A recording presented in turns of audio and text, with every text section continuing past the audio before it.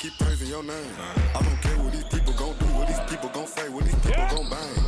We out here making disciples. We in the world, but we can't be the same. Okay. So I went for my hand on the Bible, speaking the truth. And welcome back to Believe Ball Become. Blake has finally got what he wished. He gets to hold the mic, everybody. Yeah, woo! Can you hear me? Check. Can you hear me? All right. So today we are going to get started. This is episode 8. We're honestly we've been slacking a little bit. We'll be honest. Basketball season got the best of us as far as podcasts go. Just staying locked in coaching. So today we're just going to kind of come in here, keep it short, keep it sweet, do a fun couple little segments. If a couple of them hit, or some of them we really like, or some of them you guys like, let us know, and we'll kind of start to do that on the regular. So we're just going to test run some different little segments that ChatGPT drew up for us real quick. Today is March 9th, 10:20 p.m., another late podcast. But we love just getting together to talk some hoops, and we hope everybody that listens enjoys this. And thank you guys for listening so far. We're up to almost 50 subscribers now, and we're on podcast 8. We're just blessed to be able to do this again. We're going to be at 1 million at this rate in probably about a year or so. I mean, at this rate, if we're being realistic, like probably a year or so, a mil.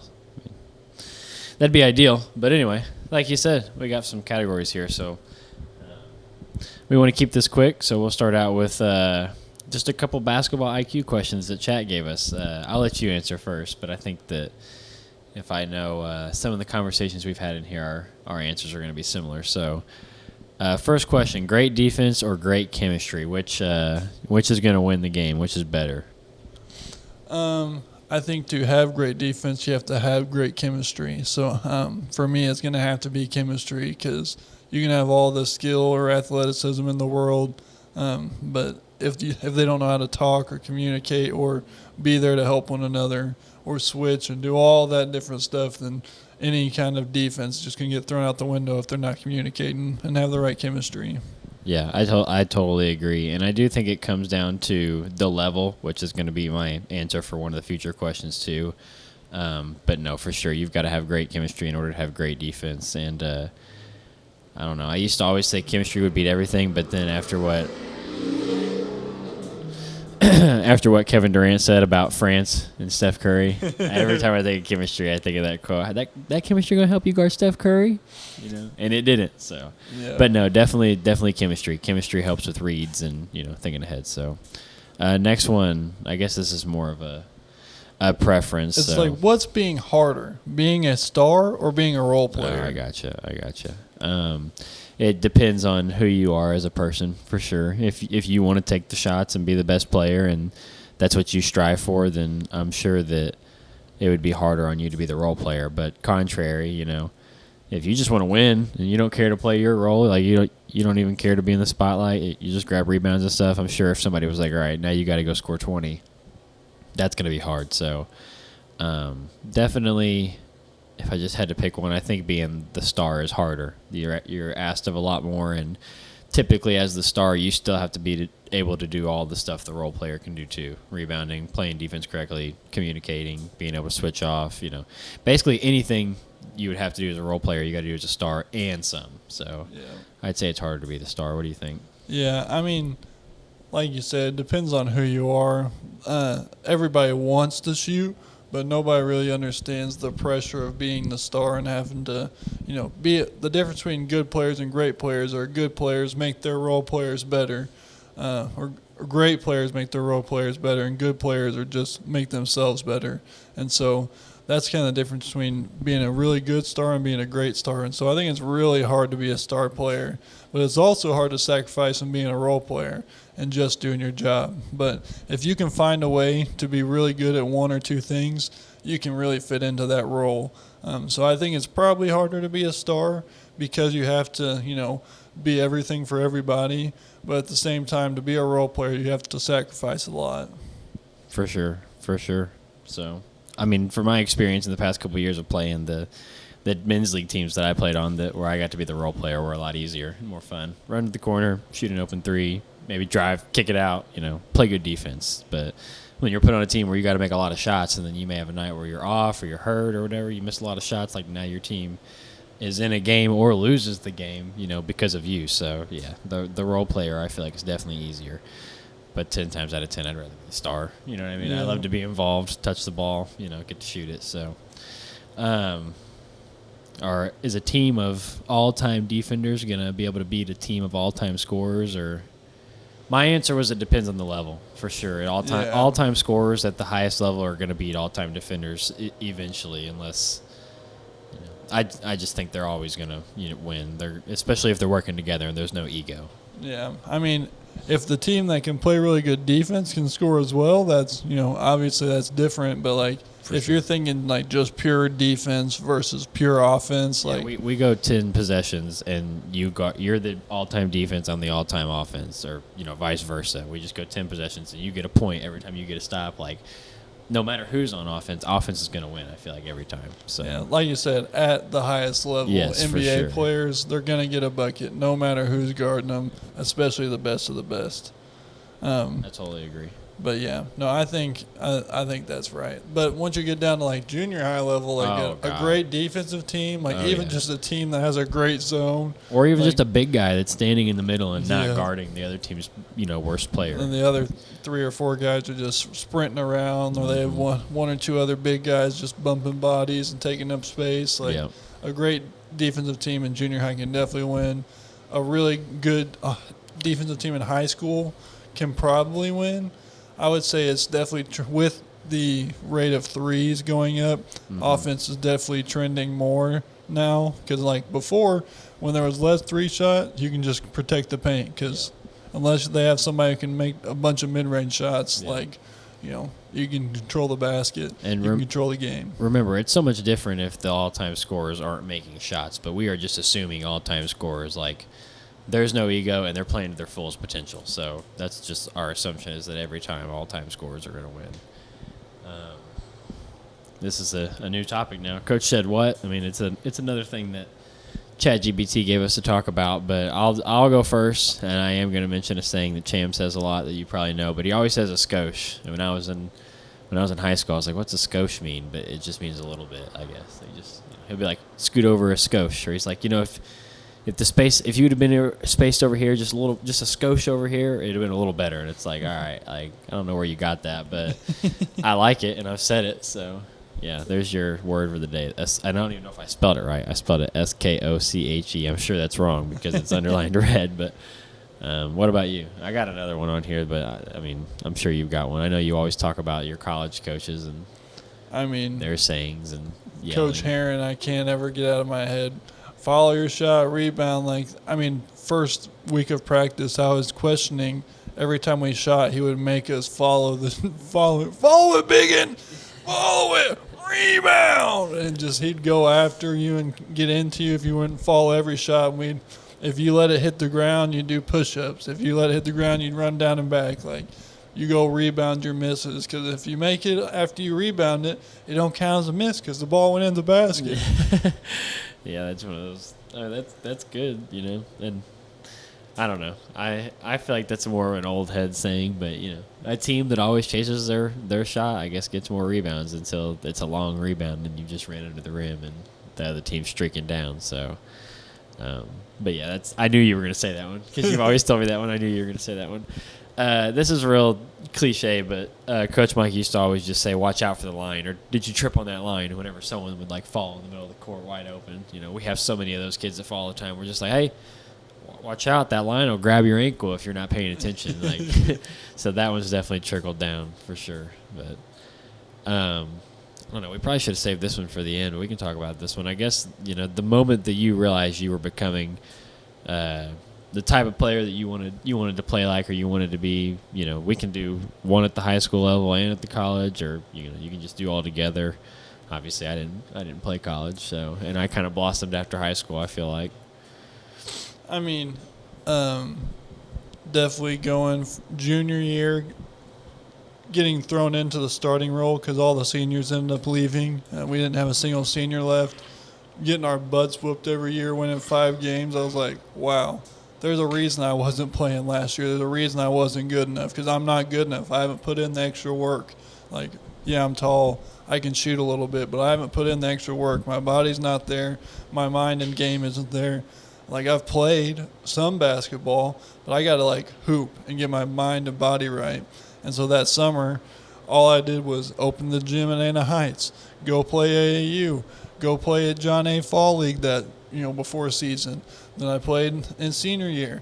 That year after senior year, I felt like I was the best athlete I've ever felt like because I felt like I had put the work in for a whole year, and I've never felt like that. And like that year after, like getting that little break, but still being athletically prime, like I was at my highest, like going to SIU Rec Center and, playing against the guys from SIU and SEMO and John A., and they're throwing me lobs, and I'm dunking on the random kids at the rec, like hitting threes, and, somebody's out here like talking crap, and I'm out here, looking like, the skinny white kid, and then I come down and dunk on somebody's head. It's like that was where I was at my peak, and then I went to college, got the chance to play, and it's like but the moment came from me getting my butt whooped, and that came from the year before as a sophomore being told I was a bench player while another sophomore who I felt like I was better than was starting and playing the whole year.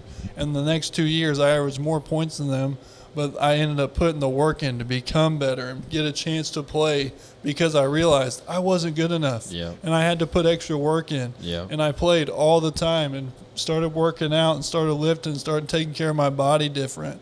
And so that's when I was like, man, I've actually become like the player I want to become. Yeah, and that in order to do that, you've got to have that mindset. Because had you had a different mindset the whole time as a sophomore that, oh, maybe I actually shouldn't be playing. Like, and even like you said, maybe the case was that you weren't ready, but the whole time you thought you were. And if you don't have that mindset, you delay how quickly you can become good. You know what I mean? And so, whether you were ready or not, I feel like I've been in the same position where I felt like I was ready and I probably wasn't.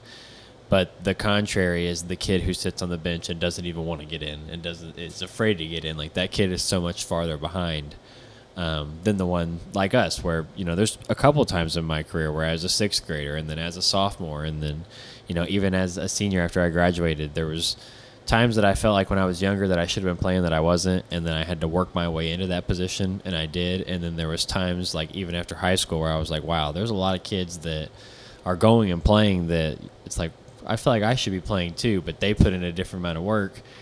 And in the last 5 years, I've gotten my opportunity to play against those guys, whether it's training sessions or pickup runs, because of what I just do and the people I know, and you get the chance to prove yourself. And so I feel like I've had a couple of those become moments, like one in junior high as an eighth grader, one in high school as a junior, senior, and even now after I've graduated, going back and a big one for me, honestly, and I mean it as a player, but it's also as a trainer, like training Chase last year and then Chase going back to school and accomplishing what he did and, getting other offers and actually enjoying his season a lot more. Like, that was a big become moment for me because all the stuff that I had thought about in my head the whole time kind of blossomed and became true. So I don't know. That's definitely – I like talking about that. You know what I mean? I for sure like talking about my journey and everything because I feel like sometimes kids get too caught up in, oh, I'm not playing, and they just think that, the older kids in front of them that are doing good just always played. Like, no, sometimes those kids had bad grades. Sometimes those kids got in trouble. Sometimes those kids just weren't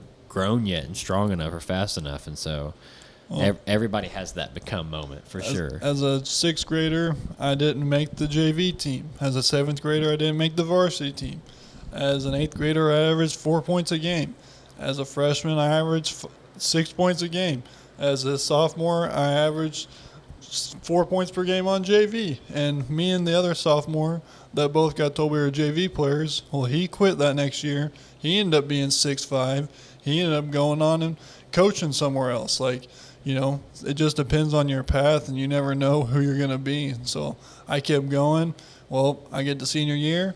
I finally get a little bit better. I get a couple D3 offers. Well, guess what? I got to pay for those, and I can't afford those schools. So I don't end up going to play college that first year. Well, I end up going and coaching with you guys. And so it's just like all these different moments. And then Coach Mike's the one who's like, you need to go play while you have the chance. And I was like, sounds good. And one of my friends Ended up signing up to end up playing volleyball, signing to play volleyball for Northland. I was like, oh, I've heard of Northland, so I went and signed up online. Coach Heron gave me a call. Sometimes that's all it takes. You just got to put your name out there and go for it. And so, like, if you've put the work in and you're ready, your moment might come. And it's not. I didn't go to college, and I wasn't a star. I got a couple starts my sophomore year. I mean, I had a high of 17. I think I averaged 2 points a game. It's more than I ever scored in my whole college career. So, But I came home with a ring. Like, we got to win the National Invitational Tournament. We beat teams from Indiana, Kentucky, Florida, Texas, Missouri, Arkansas. I mean, you met a ton of people that you got to bring back for us to meet too. And that's yeah, the fun thing. I brought back teammates all the time. You know, my brother's 8th grade year and freshman year, we were going to watch their games at the high school and at West Frankfort. Dunking on us at Anaheim. Yeah, bringing them to all the hoop sessions because I started playing against all the older guys when we moved here in 6th, 7th grade. That's when Anna Heights had all the older guys playing. Like, all the guys my dad's age were still playing. Well, then I started getting older. Then it was all the guys that were, like, in my dad's youth group that were playing.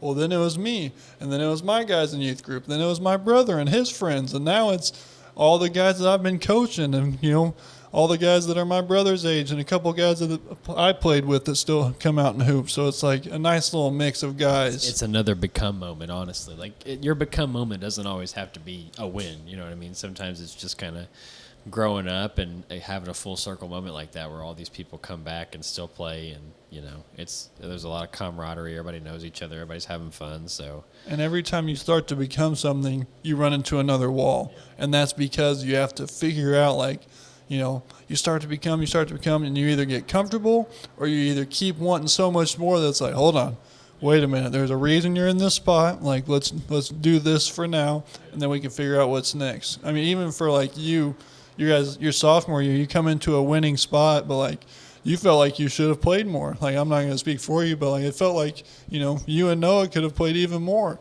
But there's such a good nucleus of guys there that's like, the chemistry was already built that we just complemented the group perfect. And you don't get that as a young kid, you know what I mean? But you look back at it later and it makes sense. So. And then junior year you come in, you don't really know what your role is. Like, how do you fit in with the seniors? Because they've put in work like you guys have, but me personally, I still feel like you and Noah should have gotten more touches and more chances. And, like, your senior year, I still feel like you should have taken more shots and more chances. And so there's all these different things that, like, you keep running into. Even when you do become, like, you still look back and, like, there was 4 guys on my team who averaged 10 points a game. Somebody should have took over, and a couple other guys should have stepped up and just played their roles. And so we lost a lot of close games my senior year just by nobody knowing exactly what their role was. Everybody trying to do different things and trying to be the star here and there. Everybody trying to force their become moment, you know, at the same time.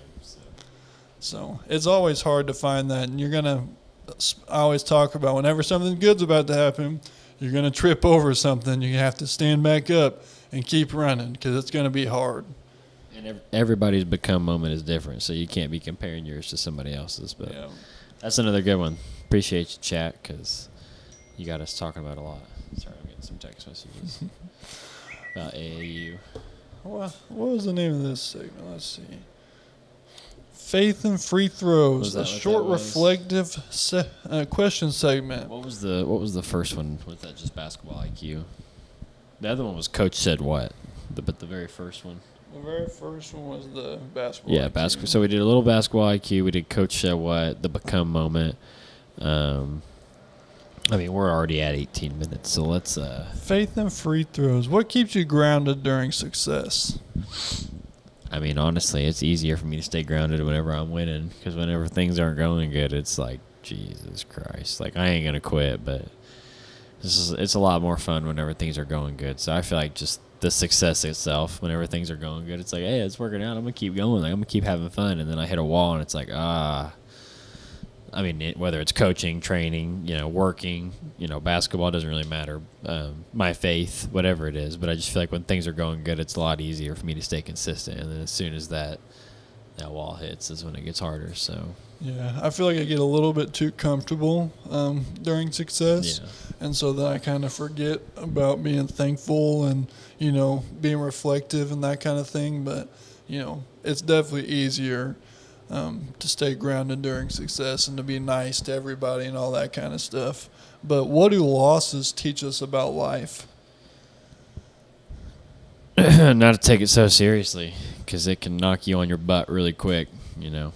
And that's in every facet. You know, we obviously talk about coaching a lot because that takes up our life, but that's not the most important thing in our life. And so I think that, you know, every time I lose, no matter what it is in general, I'm not even talking about a basketball game, I'm just talking about in life.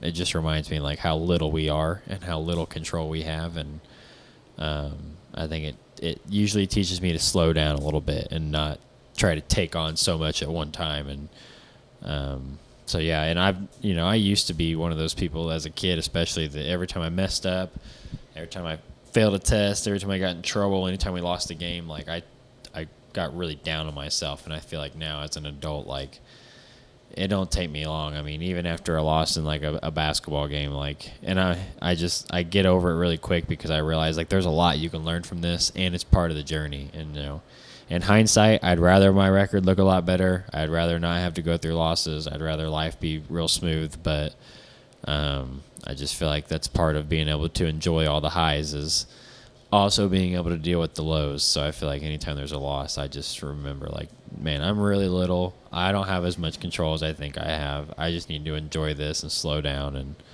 yeah, that's my answer. What about you? I always think of the memes of like, you see this, wife recording their husband, and it's talking about their happiness is controlled by whether a orange ball goes through an orange rim. Oh my goodness, by 10 and yes. 11-year-olds, and like it is really true that we do really let all of our emotions ride on that little orange ball going through that orange hoop, but it's just more than that. Like, we really do care, and we put so much heart and effort into it that anytime we lose, we feel like we let somebody down, we let ourselves down, we let our team down, and we take it to heart so much that it feels impossible to move on and just forget about it. Most times we know we shouldn't have lost. That's the big thing, And it's like we beat ourselves, or what could I have done? What could we have done? And a lot of times it's just, did the ball go in the basket?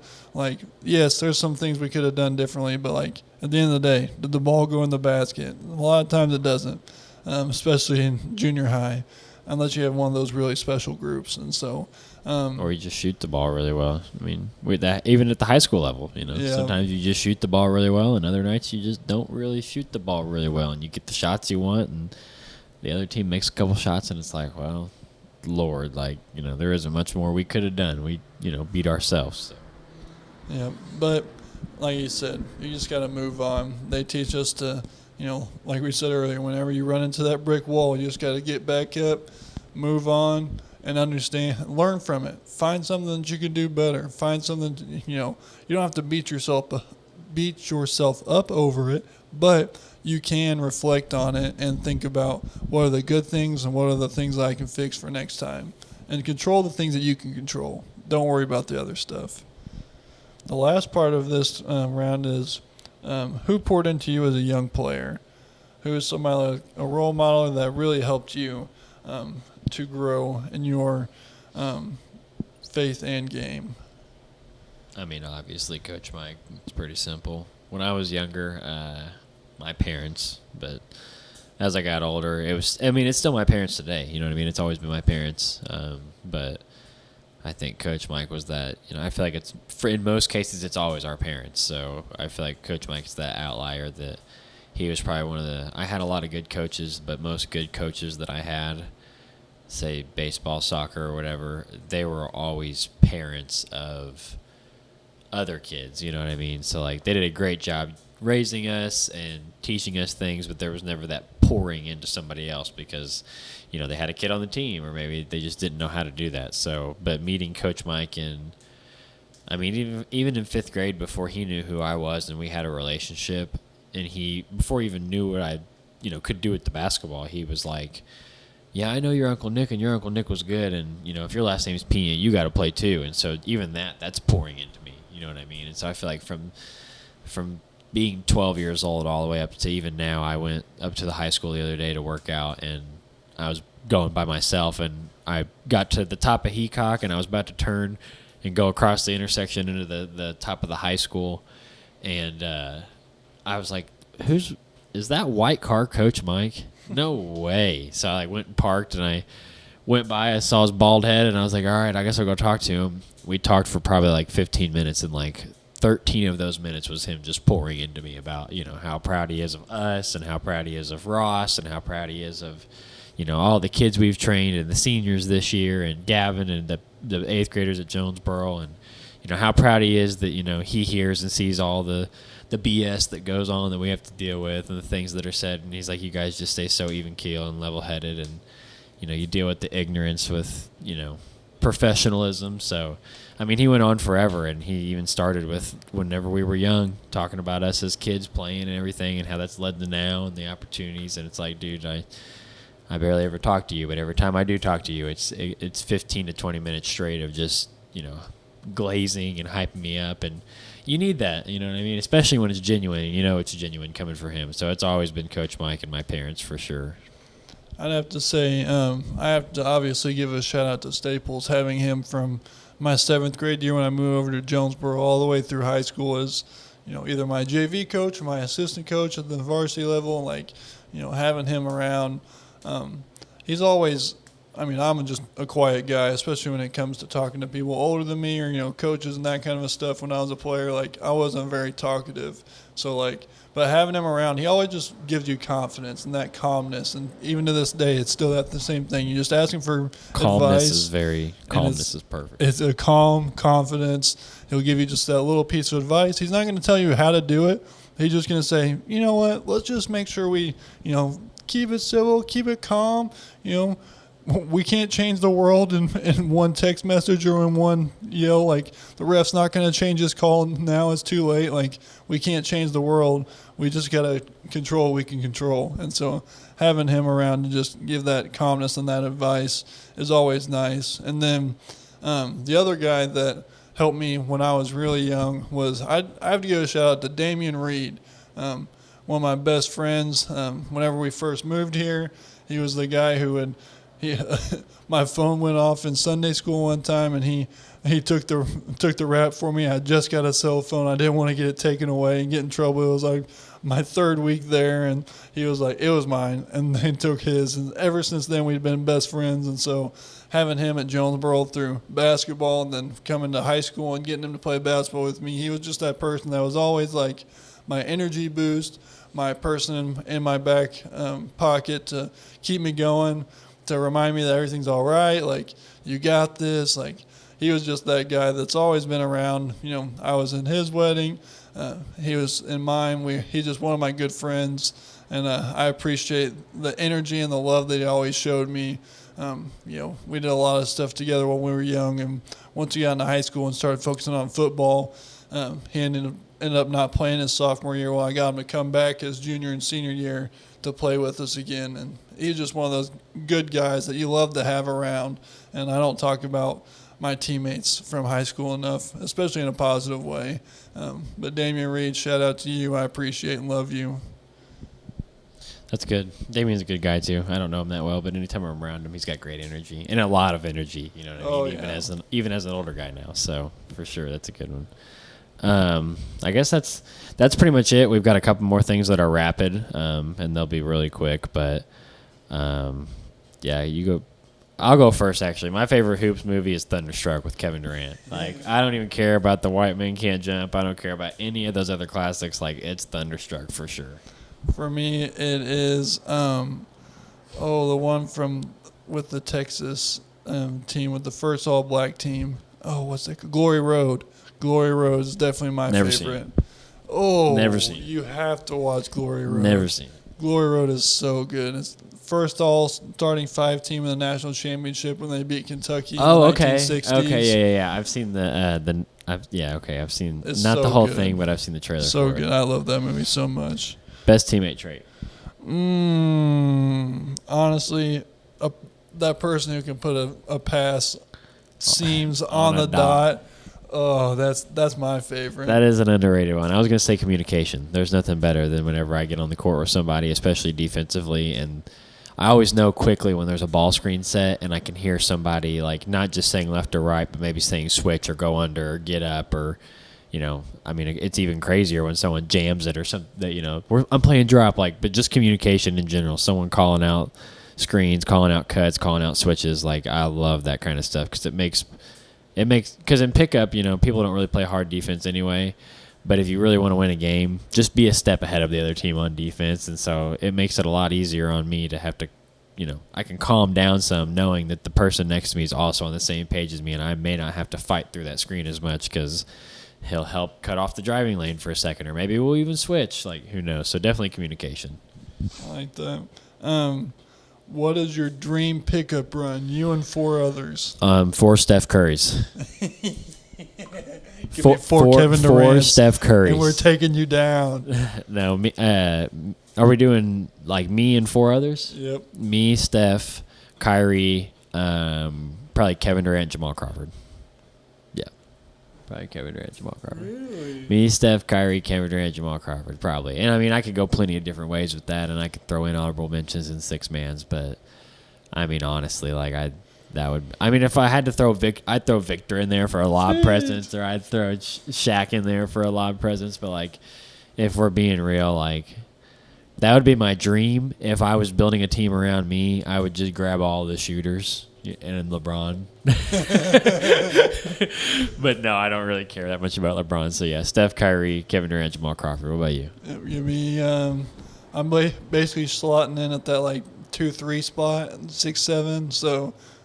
Give me Curry, Jordan, Durant, and LeBron, and we'll just go run it.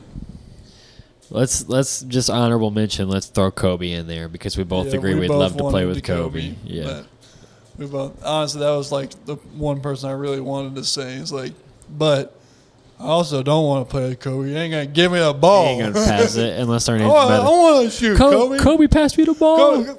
No. Oh, Lord. Well, this was good. We said we want to keep it short and sweet, and we're right at about 30 minutes. So I think we're going to let's just do this. I'm not going to read a whole Bible verse or anything, but I do want to wrap up with saying God is moving right now. Especially within us. I mean, I'm seeing it everywhere. I've seen so many youth be baptized at our church recently, and so many show up to church.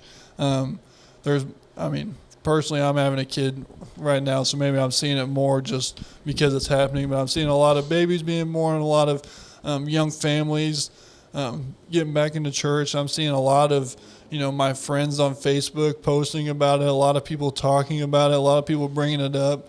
God's moving, and obviously with all the war and stuff going on in Israel, there's a lot of the talk of end times and all this different stuff, but just know that God loves you. He has a plan for you, and just keep making sure that you believe in Him. You find the truth in Him, and don't get caught up in all the craziness of the world and all the BS of the world, because it's all just there to distract you from the glory of God, and that it's all Satan's ploy to get you to look away at all the shiny toys and all the money and all the pretty things, when really God's glory is all that you need in your life to be happy and content. But following God isn't easy. I don't want it to sound like following God makes you rich or glorious or anything like that. It's an everyday choice. And it's a relationship where you have to sacrifice everything if you want to truly follow. And so I still struggle with that every single day. I have my own addictions, my own selfish traits and habits, and so I'm not perfect. I'm honestly the first one to admit that I'm wrong. I'm the biggest judge of myself. I always see the log in my eye before I see the dust in anybody else's. So don't think that you can't reach out to either one of us if you ever need anything. We're both going through stuff, but we're both really wanting to help people. And so if helping you is you just reaching out and calling and talking to us, we're here for you. If it's messaging us, if it's asking us questions, if it's, wanting to get back into church, wanting to get back into God, wanting to get into hoops, whatever it could possibly be, we're here to help. Wanting to be on the podcast. Please, we want a guest. We want to start talking to people. And we honestly we're done with basketball after this weekend. And then the last thing we got to talk about is Blake's going to California. Just I feel like the last podcast we kind of talked about when I was going back and how that was going to be for Bucks 3, and that's not the case. I'm still going for Bucks 3, but they haven't planned it yet. But yeah, I'll be going back soon just to try to create some content, find some people to play one-on-one, bet on myself. I'll be taking my buddy Juan with me. Hopefully he gets to have a little bit of fun, experience, a little bit of vacation of his own, get out of here. Like we've always talked about, this bubble sucks. So yeah, just trying to take people with me.